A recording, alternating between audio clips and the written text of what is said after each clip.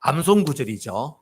복음이 무엇이냐 하는 것에 대한 진짜 중요한 요절 말씀입니다. 여러분들 외워두시면 금생과 내생에 복이 있는 말씀입니다. 네, 한국에 갔다가 참 5년 만에 갔던 것 같아요. 너무 좋은 시간이었고, 그 사이에 제가 지금 20년째 이민 목회를 하고 있는데요. 이제 20년 들어갔거든요. 한국 방문을 4번째 한 거예요. 근데 3번은 다 일이 있어서 갔어. 단기 선교팀 인솔해서 갔다가 중국 갔다가 한국 들려서 오고, 그 다음에 총회가 있어서 또 총회에 참석했다가 또 한국의 일정을 좀 하고, 또 한 번은 또 제주도에서 노회장 회의가 있어서 또 노회장 회의에 또 참석하느라고 갔다가 또 부모님 좀 만나고 오고 이렇게 왔는데, 이번에는 이제 우리 부모님들에게서 문제가 생겨서 순수하게 제 개인 볼일로 이제 가게 됐어요. 그래서 우리 여자분들은 시댁 친정인데요. 남자는 뭐라 그래야 되죠?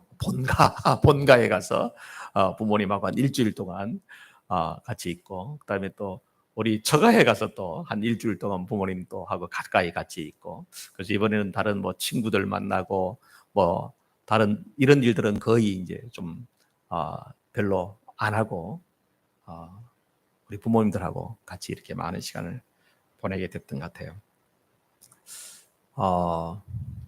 제 아버지가 이제 치매가 이제 좀 많이 진행이 이제 좀 된 것 같아요. 치매가 참 옆에 있는 분들한테 너무너무 안타까워요. 그죠? 근데 본인도 보면 완전히 치매가 돼가지고 전혀 딴 세상으로 이렇게 살게 되면 본인은 뭐 그렇게 어려움이 없다고 그러는데, 이제 우리 부친 같은 경우에는 아직 그런 상태가 아니고 오락가락한 거예요. 정신이 좋아졌다가 또 잠깐 또 이상하게 됐다가 이제 이렇게 오락가락 하니까 이제 본인이 얼마나 갈등이 심하겠어요. 그죠? 그러니까 정신이 없을 때는 자기가 해야 할 말과 행동을 정신없이 하는 거예요. 심지어는 화장실 가는 것도 잊어버리는 거예요. 그럼 옆에 사람이 얼마나 힘들겠어요.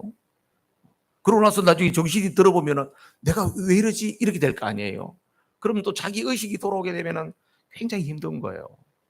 그래서 빨리 그냥 하나님 좀 데리고 가라고 자꾸 그러는데, 하나님 빨리 데려갈 것 같지는 않아요. 보니까 좀 더 지내실 것 같아요.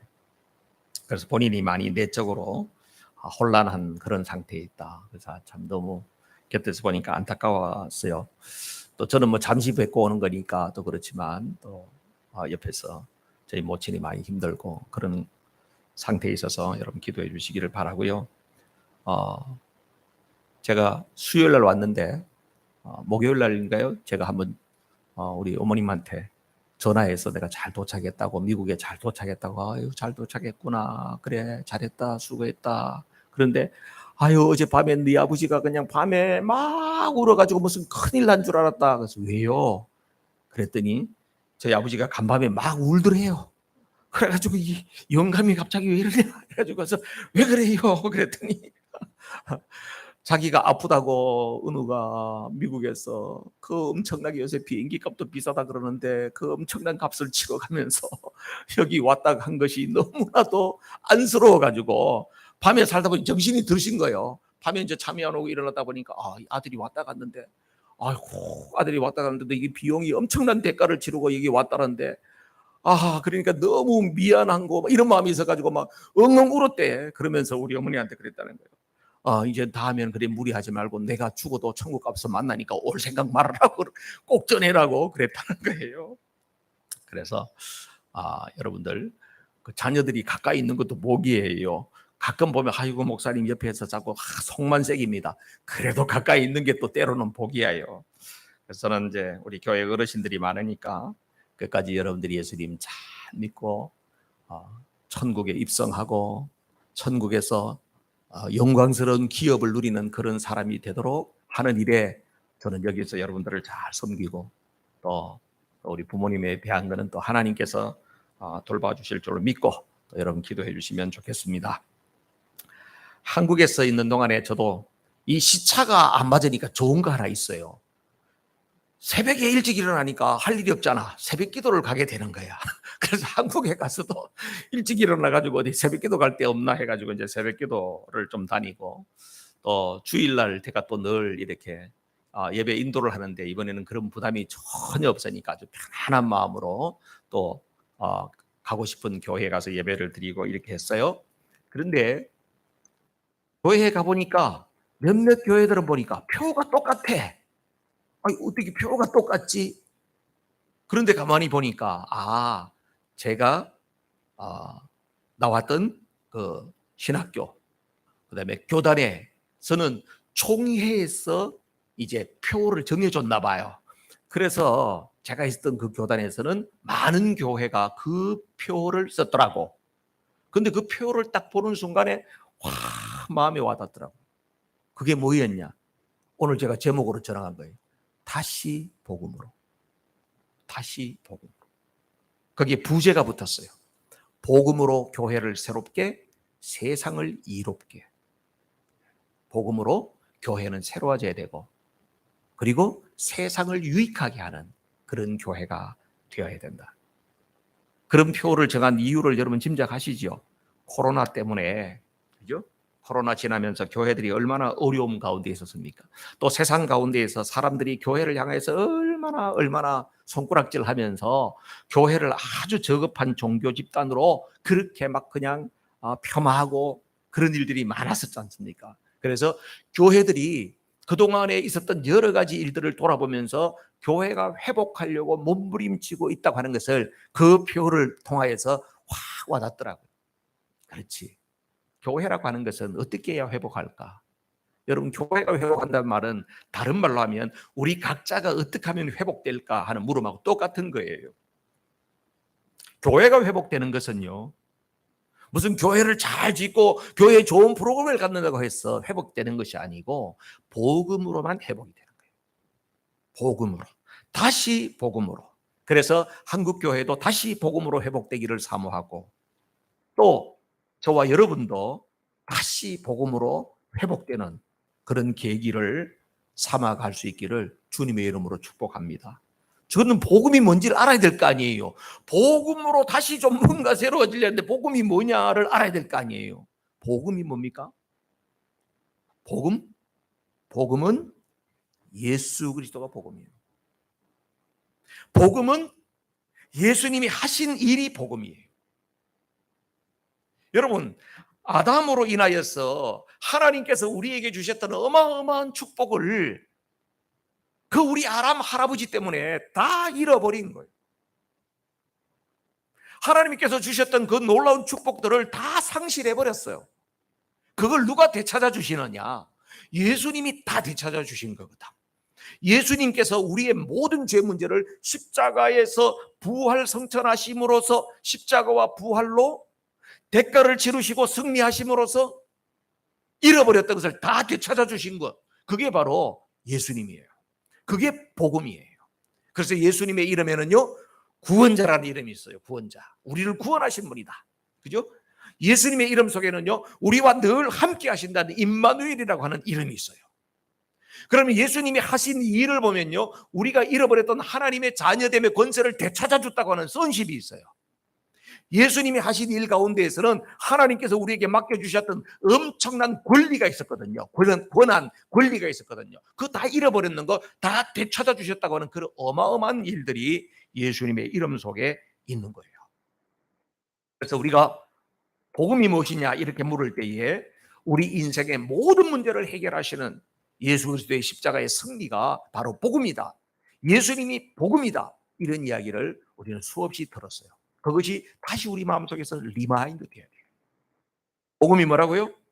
예수님의 복음이다. 예수님이 하신 일이 복음이다. 우리가 잃어버렸던 많은 것들을 다 완벽하게 회복시켜 주시고 되찾아 주시는 것이 바로 복음이신 예수님이 하신 일이다. 아멘이시죠? 이것은요, 우리의 인간적인 노력이나 우리의 어떤 힘이나 공로로 되는 것이 아니고, 어떻게 하나님께서 우리에게 절대적으로 주시는 그 은혜로, 하나님께서 우리에게 주시는 그 은혜로 복음이 되는 거예요. 그래서 예수님을 우리에게 보내주시는 것은 우리가 무슨 열심히 기도를 해서 하나님 그 독생자라도 좀 보내주세요, 하나님이 직접 못 오시면 그 아들이라도 좀 보내주세요, 그래가지고 온 게 아니에요. 저 모든 구원 계획은 누가? 하나님께서 전적으로 성삼위 하나님께서 계획하시고 우리에게 선물로 주신 것이 바로 예수님 보내주신 사건이거든요. 그래서 우리는 이것이 하나님의 은혜구나, 하나님께서 우리에게 주신 선물이구나 하는 것을 깨닫고 그저 믿음으로 아멘 하면서 손을 내밀어서 받으면 되는 거예요. 할렐루야. 그래서 우리가 이 땅에 살아가는 동안에 뭐가 필요하냐? 하나님으로부터 은혜를 받아야 되는 거예요. 할렐루야. 뭘 받아야 된다고? 은혜를 받아야 돼요. 은혜를 받아야 된다니까요. 따라하세요. 나는 은혜 받고 살겠습니다. 은혜 받아야 돼요. 여러분, 예수를 믿으면 은혜를 받아야 돼요. 하나님께서 내게 주시는 은혜가 임해야 돼요.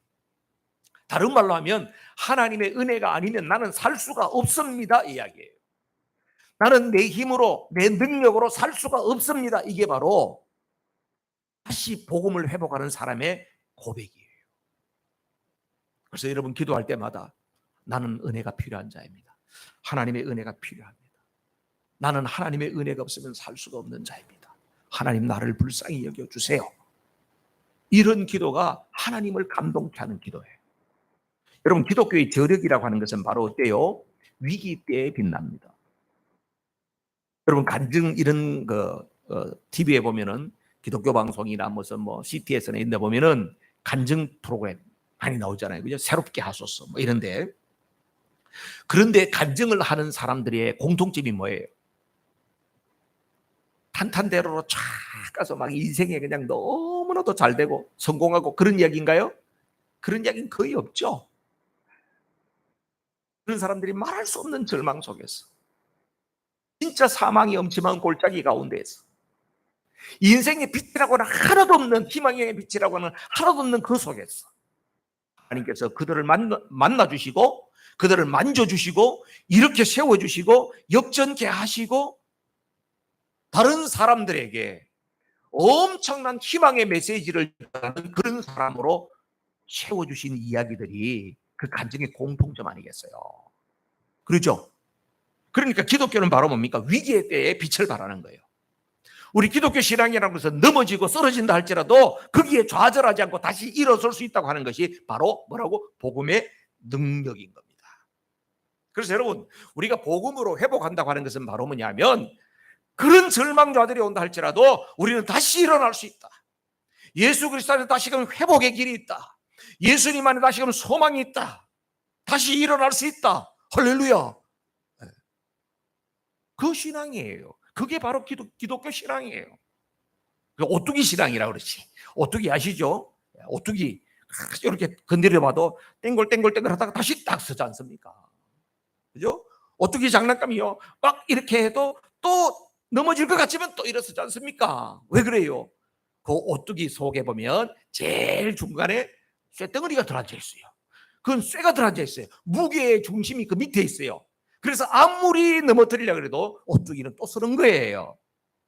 여러분, 우리 인생 가운데에 예수 그리스도가 우리 안에 중심의 자리를 잡고 있으면 이 사람이 넘어지고 쓰러지고 사단 마귀가 아무리 그 사람을 공격해서 넘어뜨린다 할지라도 흔들흔들 하다가 다시금 일어설 수 있다. 할렐루야.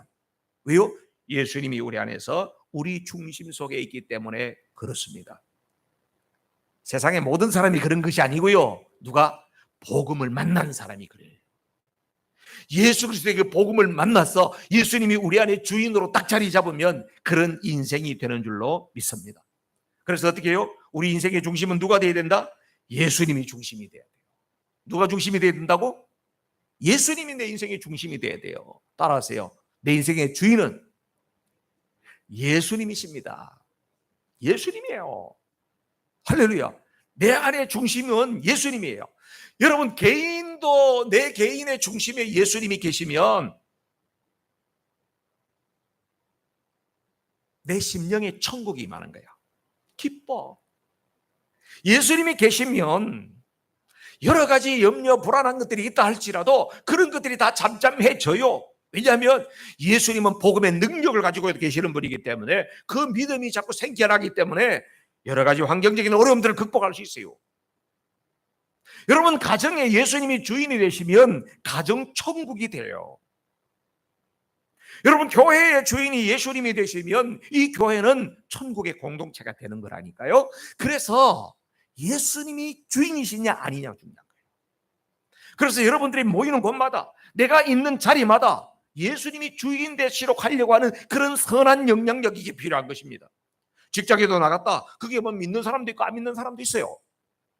그런데 믿는 내가, 예수님을 믿는, 예수님을 주인으로 모시는 내가 있기 때문에 그 모임이, 그 사람들과의 관계 속에서 예수님이 주인 되시도록 그렇게 영향력을 행사할 때에 그 속이 천국이 되는 것이에요. 좀 전에 제가 흥금tuk성 시간에 행복에 대한 찬양을 들려드렸는데 가사가 좀 희미하더라고요. 제가 다시 나중에 카톡방에 올려드릴게요. 단톡방에 계속 한번 들어보세요. 너무너무 귀한 가사예요. 오늘 제가 새벽 3시에 일어나가지고 그 찬양 계속 들었어요. 여러분, 하나님은 우리를 행복하게 하기로 원하는 거예요. 행복이라고 하는 것이 사실은 성경적 용어인데요, 성경의 행복에 대한 이야기를 하고 있어요. 성경적 용어라니까요. 신명기 10장 13절 말씀 한번 보세요. 신명기 10장 13절 다 같이 시작. 내가 오늘날 내 행복을 위하여 내게 명하는 여호와의 명령과 규례를 지킬 것이 아니냐. 아멘. 하나님이 이스라엘 백성들에게 바로 뭡니까?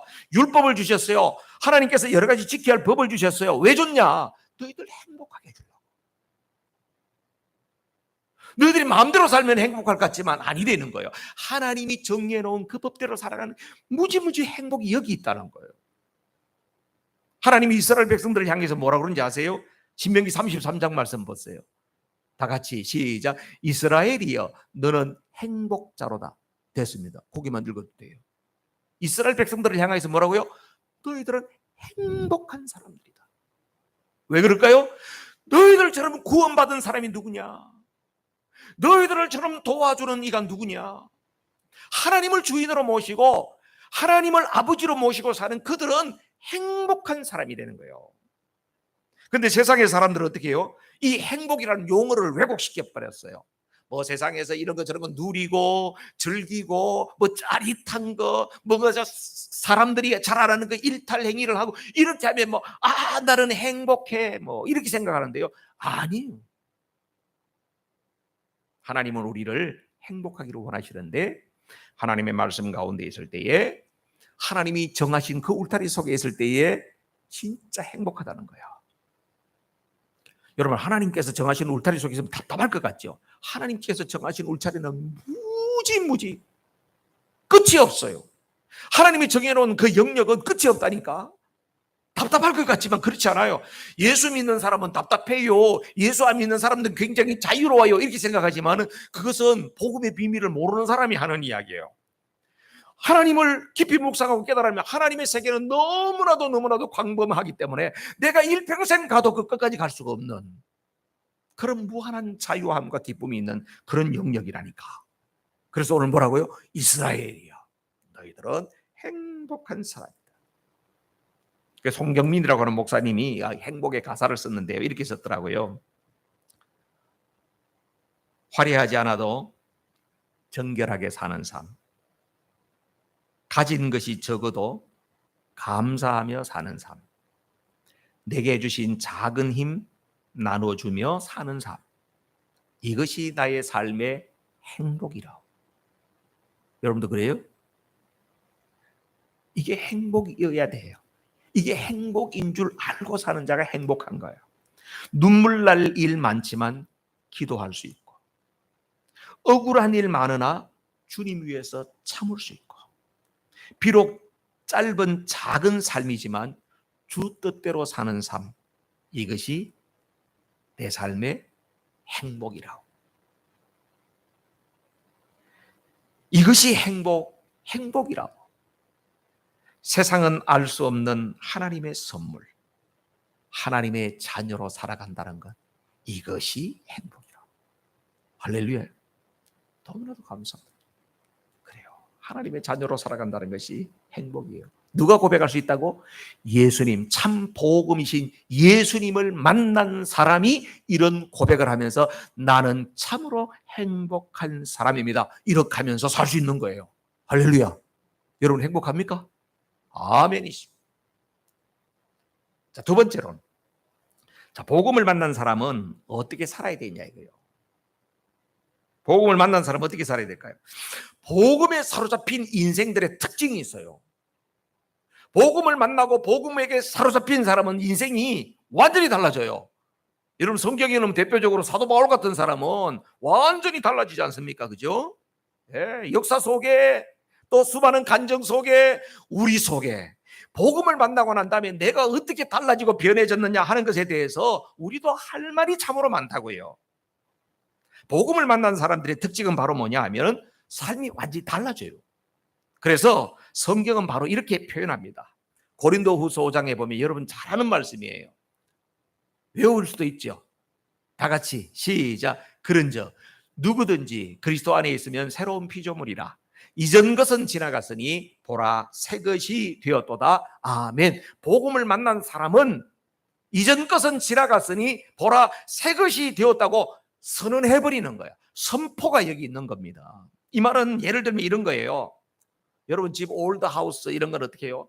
고치고 고치도 또 이번에 가니까 여기 또 고쳐야 되고 또 고치려니까 또 저것도 다음에 또 문제가 생기고 계속해서 리페어해서 사는데 계속해서 고쳐야 될 것이 많이 나와. 근데 여기에 그리스도 안에 있으면 새로운 피조물, 이전 것은 지나갔으니 보라 새 것이 되었다 하는 것은 바로 뭐냐?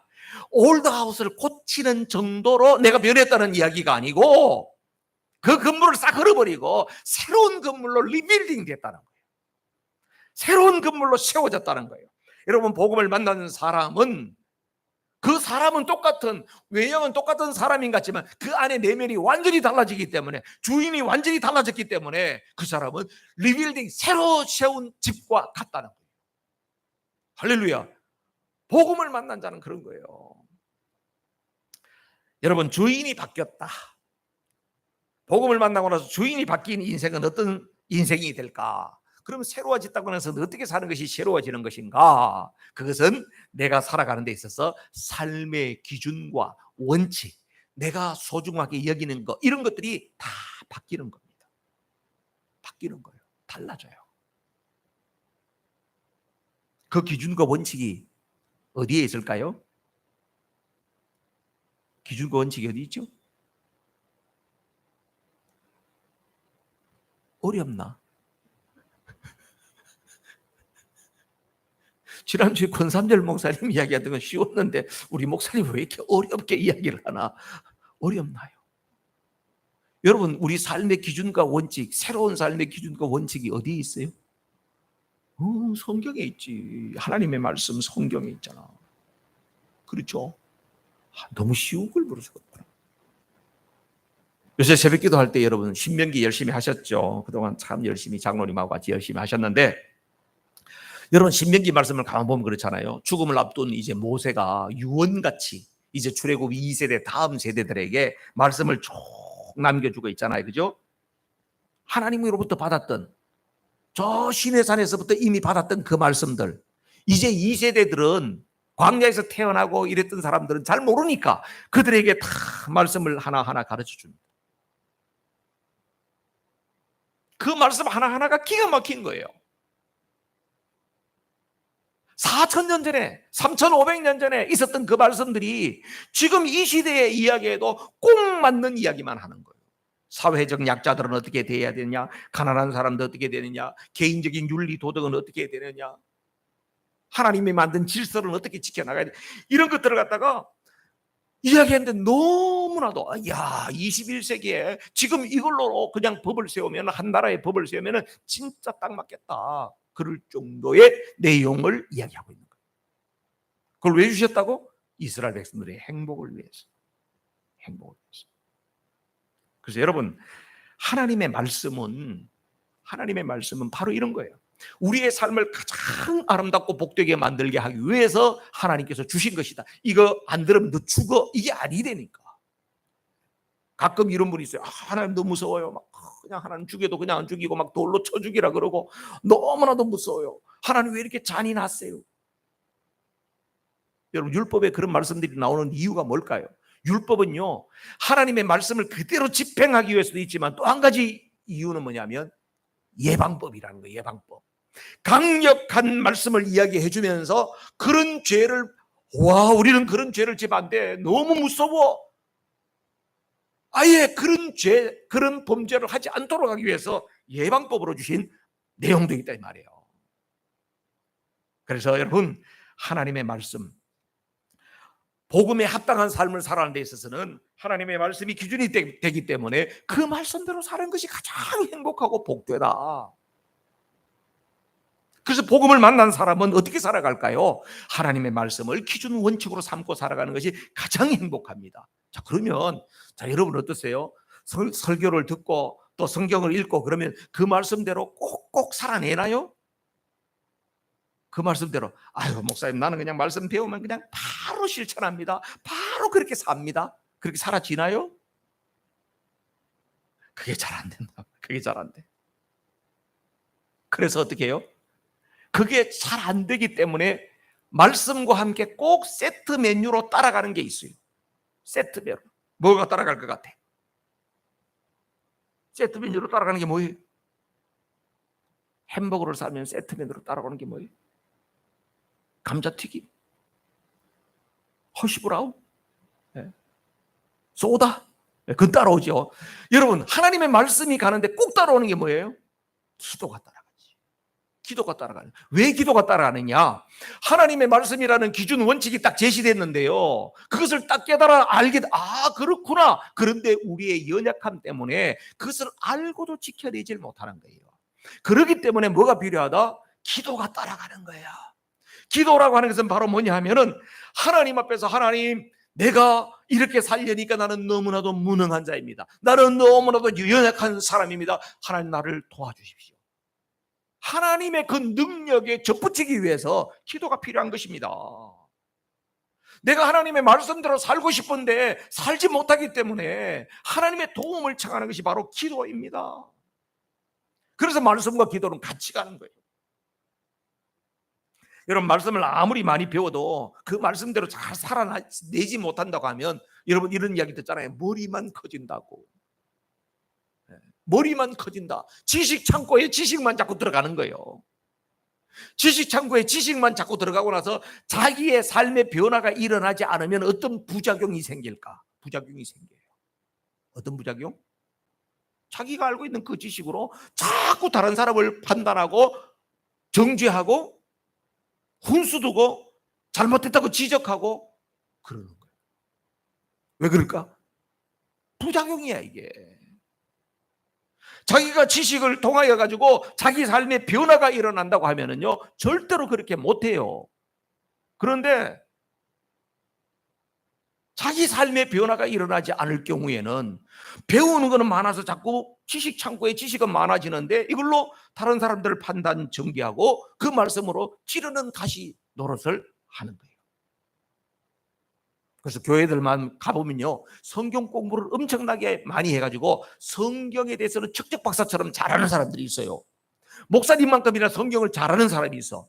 그런데 그런 사람 주변에는 여러 사람들이 많아가지고 서로 환영하고 좋아하고 사람이, 인간관계가 이렇게 폭이 넓어져 가는 사람이 있는가 하면은 성경은 엄청나게 많이 하는데 사람이 주변에 없는 사람이 있어요. 사람이 없어. 왜 그럴까요? 그럴 가능성이 많지.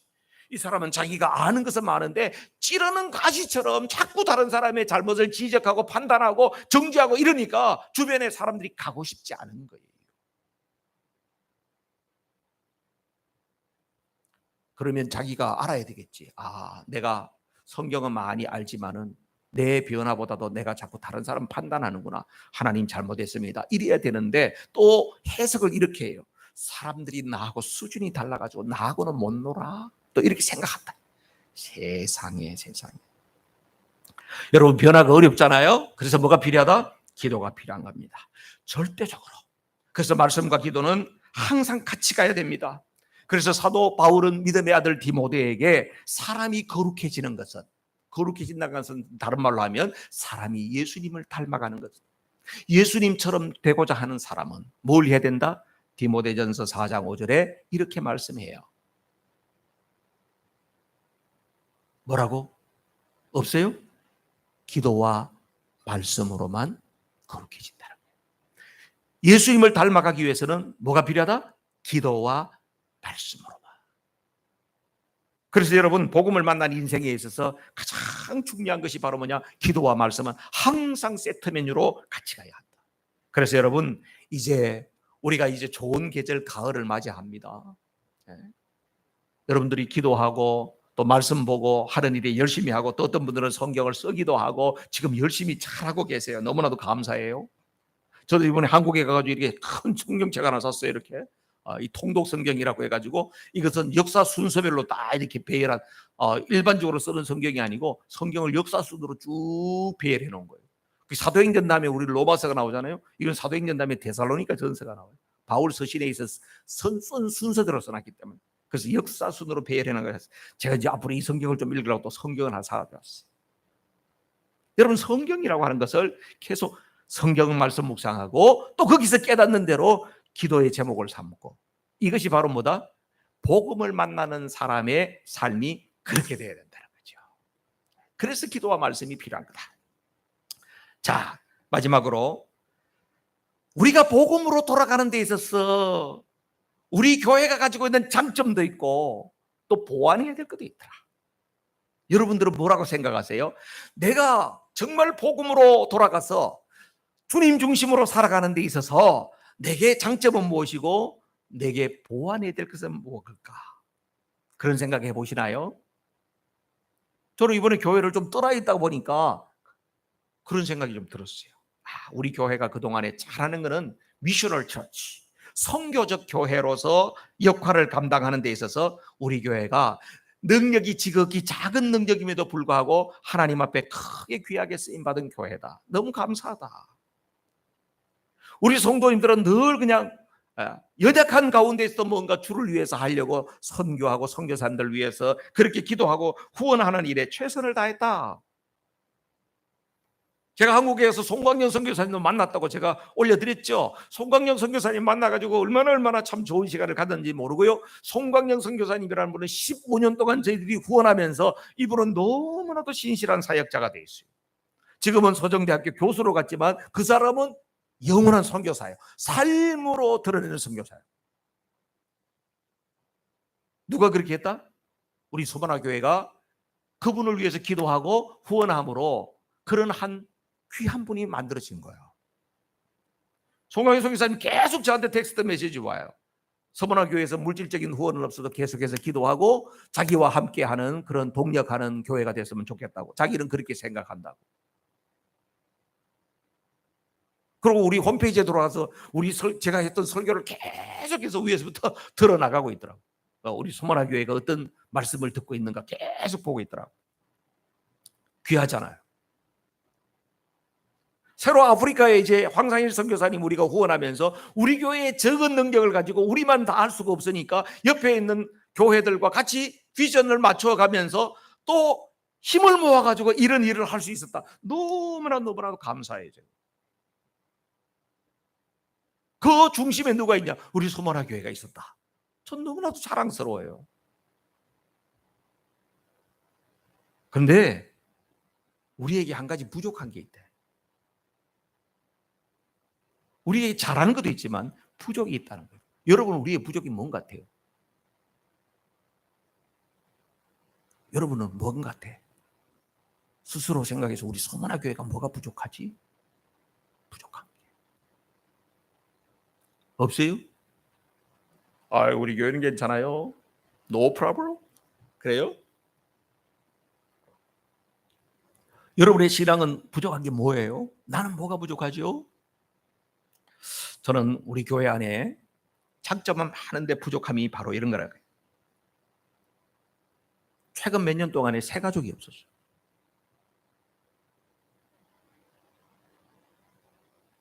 그래도 아무런 부담이 없어. 아, 이게 우리의 문제구나. 이게 목사의 문제구나. 1년이 지나고 2년이 지나도 새 가족이 없는데도 불구하고 아무런 문제의식을 갖지 않는 이게 문제구나 하는 것을 발견해요. 그 다음에 우리 교회가 이렇게 새롭게 세워지고 난 다음에 새롭게 왔던 분들이 정착을 잘 못했어요. 돌아보면 왔던 분들이 그냥 어느 날 없어졌어요. 그러면서 떠난 분들이 남긴 말들이 있어요. 우리가 복음으로 새롭게 되기 위해서 그 이야기들을 귀담아 들어야 되겠구나. 이것은 저의 부족하고 연약함이기도 하지만 우리 모두가 함께 복음으로 더 새로워지기 위해서 우리가 개선해야 될 부분이구나 하는 것을 깨닫게 돼요. 여러분, 교회라고 하는 것은요, 반드시 새로운 생명이 태어나야 되는 곳입니다. 맞습니까? 교회는요, 생명체이기 때문에 반드시 새로운 생명이 태어나야 돼요. 여러분, 생명이 태어나면 그 생명을 어떡합니까? 고아원에 갖다 줍니까? 아니죠. 여러분이 열심히 키워야 되지 않습니까? 생명이 태어나면 그 생명을 어떻게 해요? 잘 양육해야 됩니다. 그리고 이 생명이 여러분의 자녀들이 세상 가운데서 영향력을 발휘하도록 하기 위해서 잘 양육하고 훈련하고 그렇게 해서 온전한 성인으로 설 수 있도록 그렇게 도와야 됩니다. 교회도 마찬가지예요. 교회는 계속해서 새로운 생명이 태어나야 됩니다. 그리고 교회는 양육을 통하여서 그 사람이 건강한 사람으로 세워져 가야 됩니다. 그게 교회입니다. 여러분, 여자는 연약하지만 엄마는 강하다 이런 이야기가 있지 않습니까? 그죠? 여자는 미스 때는 약해 보여. 그런데 결혼을 하고 나서 아기를 낳았어. 그러고 나면요 엄청나게 힘이 세진다니까요. 물불을 안 가린다니까요. 그래서 강한 엄마가 되는 거예요. 종교교육자인 칼빈은요 이런 이야기 했어요. 하나님을 아버지로 모시는 사람은 교회를 어머니로 여겨야 한다. 교회는 뭐라고요? 어머니라는 거예요. 종교개혁자들 루터도 그런 이야기 했어요. 교회는 신자들의 어머니가 되어야 된다.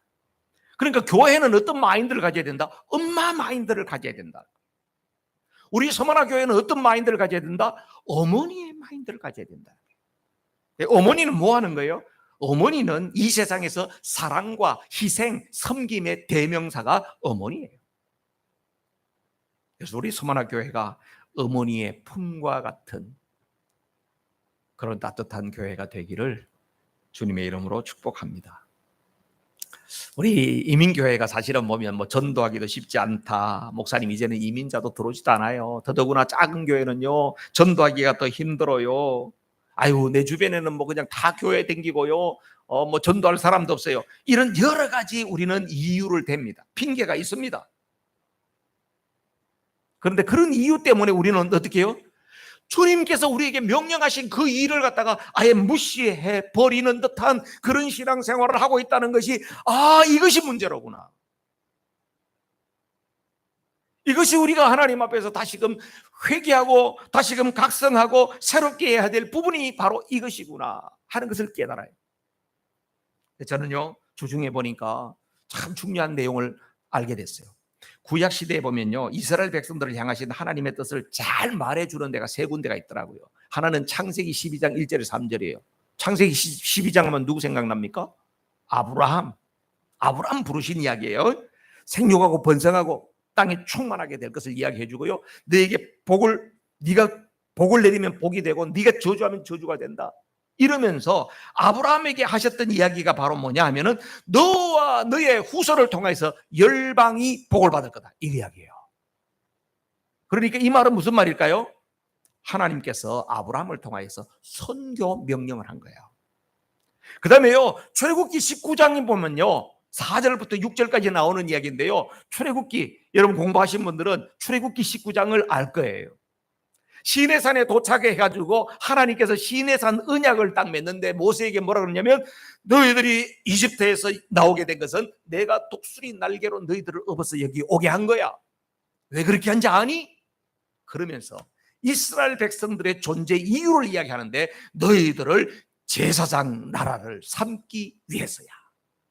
여러분, 제사장 나라는 뭡니까? 자기들만 잘 먹고 잘 사는 게 아니고 어떻게 해요? 세계 열방을 살려야 할 책임이 있는 나라로 너희들을 세운 거야. 무슨 명령이에요? 선교 명령.